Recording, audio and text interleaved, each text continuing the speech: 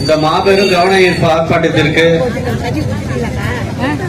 இங்க அதிகமா பெண்கள் கூடியிருக்கீங்க. பெண்கள்லாம் முன்னாடி வரணும். பெண்கள்லாம் வெளில வந்தாதான் இந்த மாதிரி அயோக்கிய பயில்வம் அடங்குவான். அப்ப நம்ம எல்லாம் வீட்டுக்குள்ளே இருந்தா அப்படிதான் பண்ணிட்டு போவான்.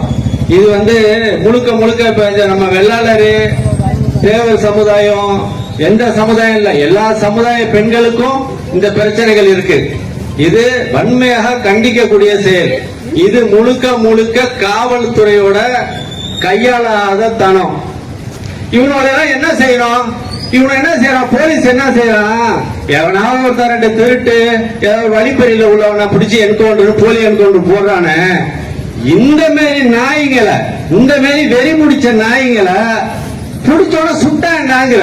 பிடிச்சோட இவனோட சுடணும், பப்ளிக்ல வச்சு சுடு. ஒரு தடவை ஜெயலலிதா ஒரு இடத்துல செஞ்சாங்க, செஞ்ச இல்லைன்னு சொல்ல முடியாது. அப்ப ஏடிஎம் கொள்ள அதிகமா இருக்கிறப்ப பப்ளிக்ல வச்சு ஒரு 10 பேர் வடநாட்டுக்காரன என்கவுண்டர் அடிச்சாங்க. அது போலி என்கவுண்டர் எல்லாம் சொன்னாங்க, மக்கள் ஏத்துக்கல. இப்ப மக்களோட எண்ணங்கள் எப்படி இருக்குன்னா, இவனுக்கு இப்ப என்ன சொல்றாங்க, சாகும் வரை சிறைன்னு சொல்றாங்க. அவன் அப்படி இப்படின்னு பெயில் எடுத்துக்கிட்டு சுப்ரீம் கோர்ட்ல போயிட்டு ஏதோ ஒண்ணு பண்ணி வெளில வர்றாங்க. அப்ப இவனுக்கு எல்லாம் நிரந்தரமா மரண தண்டனை என்னன்னா, போலீஸ் பிடிச்சா அவங்க எல்லாம் ஓப்பன்ல வச்சு பப்ளிக்ல வச்சு என்கவுண்டர் பண்ணுங்க. இதுக்கு மக்கள் எல்லாம் அதான் எதிர்பார்க்கிறான். நீங்க ஹியூமன் ரைட்ஸ் வரும், அது வரணும், அதுக்கு பயந்துட்டு ஒண்ணு இல்லாதவங்க பிடிச்சி என்கவுண்டர் பண்றீங்களா? இந்த மாதிரி நாய்களை தான் நீங்க என்கவுண்டர் பண்ணும். இப்ப இதுல என்னன்னு கேட்டீங்கன்னா, இதுல ஜாதி வேற பார்ப்பானு. கொஞ்சம் அரசியல் தலைவர்கள் என்ன செய்வாங்க, தமிழ்நாடு ஃபுல்லாவே சொல்றேன், ஒரு டீம் இருக்கா. திமுக கூட்டணி கட்சியை சார்ந்தவன் கம்யூனிஸ்ட் என்ன விடுதலை சித்த இவனோட அவனோட தொங்கிக்கிட்டு எல்லாம் பார்த்துக்கும் நினைக்கிறான் ஒழிய, இந்த இடத்துல அந்த பொண்ணு ஒரு தனித்தா இருந்தா இவங்க என்ன கொதிச்சிருப்பானோ, இந்த தமிழ்நாடு எந்த அளவுக்கு பரபரப்பாகி இருப்பானோன்னு இந்த உள்ள எல்லாருக்குமே தெரியும். அப்ப இந்த சமூக நீதி பேசுற நாய்களும் அப்படிதான் நடந்துக்கிறான். அவங்களும் பாசியாட்டி தான் பாக்குறான். பொண்ணு தலித்துனா கிளம்பிடுவான். பொண்ணு வேற சமுதாயம், மாற்று சமுதாயம், குடியான சமுதாயம் அப்படின்னா அமைதியா இருக்கா. ஒருத்தவனால கண்டிச்சிருக்காங்க. இந்த கொலைய, இந்த பாலியல் வன்கொடுமை செஞ்ச அந்த கொலைய எவனாலும் பேசியிருக்கானா? பேச மாட்டான். அவங்களுக்கு தலித்துல பாதிச்சாதான் அவன் போவான். மற்ற குடியான சமுதாயம்னா ஒதுக்கிப்பான். அது அவனோட சமூக பார்வை. நம்ம அப்படி கிடையாது. அதே தாழ்த்தப்பட்ட ஒரு பொண்ணுக்கு அந்த சமூக அசிங்கம் நடந்துச்சுன்னா அதையும் கேட்போம். நம்ம பெண்கள் எல்லாரையும் ஒரே மாதிரி தான் நினைக்கிறோம். இதுதான் உண்மை. நம்ம பிறந்தது ஒரு தாய் வயிற்றுலங்கிறப்ப அந்த உணர்வு எல்லா மனிதனுக்கும் வரணும்.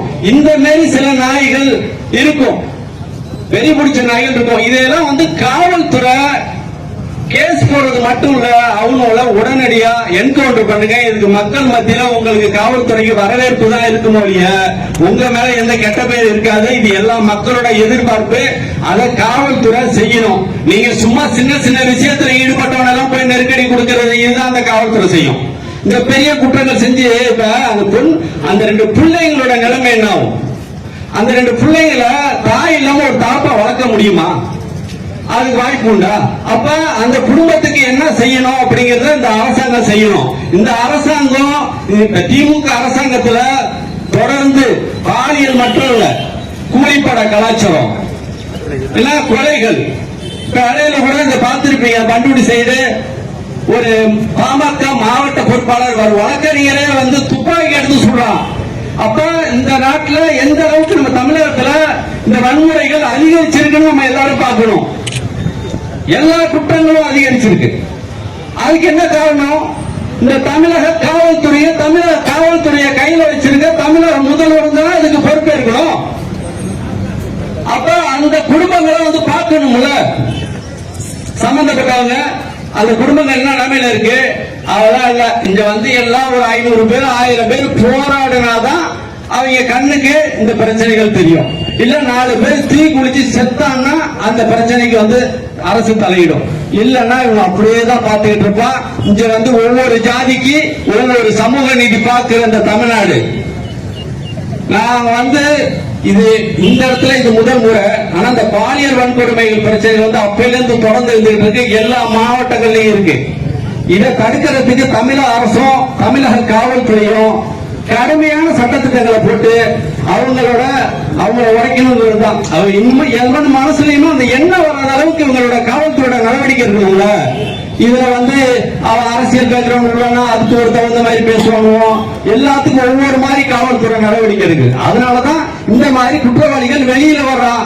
உயிர் போயிட்டா வருவான். அவன் ஒரு 10 பேரை என்கவுண்டர் பண்ணுங்க தமிழகத்துல கரெக்டா தூக்கி அந்த மக்கள் வரவேற்பா. அவங்க மேல தப்பு சொல்ல மாட்டான். அதை செஞ்சீங்கன்னா தான் உயிர் பயம் வந்தா மட்டும்தான் இவங்க திருந்துவாங்கிறது என்னோட கருத்து மட்டும் இல்ல, இங்க உள்ள எல்லாரோட கருத்தும். இந்த டெல்டாவில் இது வரைக்கும் அந்த அளவுக்கு இல்லாம இருந்துச்சு. இப்ப இங்கேயும் அந்த கலாச்சாரம் ஆரம்பிச்சிருச்சு.